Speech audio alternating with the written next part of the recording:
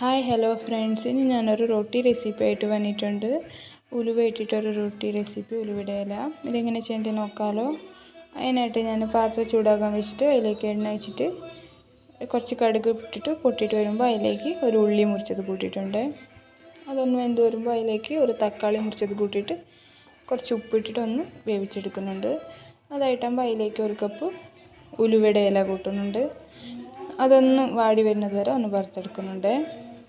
അതൊന്ന് വാടി വരുമ്പോൾ അതിലേക്ക് ഞാൻ കുറച്ച് തേങ്ങ ചിരകിയത്, മല്ലിയില ഇത് കൂട്ടുന്നുണ്ട്. ഫ്ലെയിം ഓഫാക്കിയിട്ട് കൂട്ടിയതാണ്.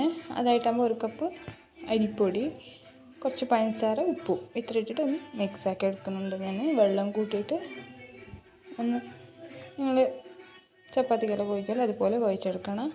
അതായിട്ടാകുമ്പോൾ ഞാൻ വാഴയില ഒന്ന് മുറിച്ചെടുത്തിട്ടുണ്ട്. അതിലേക്ക് എണ്ണ പുരട്ടിയിട്ട് ഇങ്ങനെ കയ്യിൽ വെച്ചിട്ട് റൊട്ടി പരത്തിച്ചെടുക്കുന്നുണ്ട്. അതായിട്ടാകുമ്പോൾ ഞാൻ ചട്ടി ചൂടാക്കാൻ വെച്ചിട്ടുണ്ട്.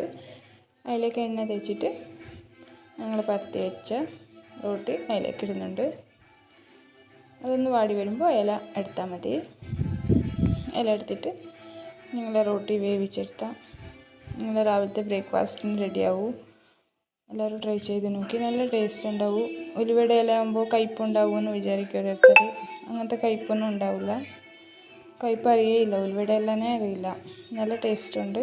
എല്ലാവരും ട്രൈ ചെയ്ത് നോക്കി. Thank you.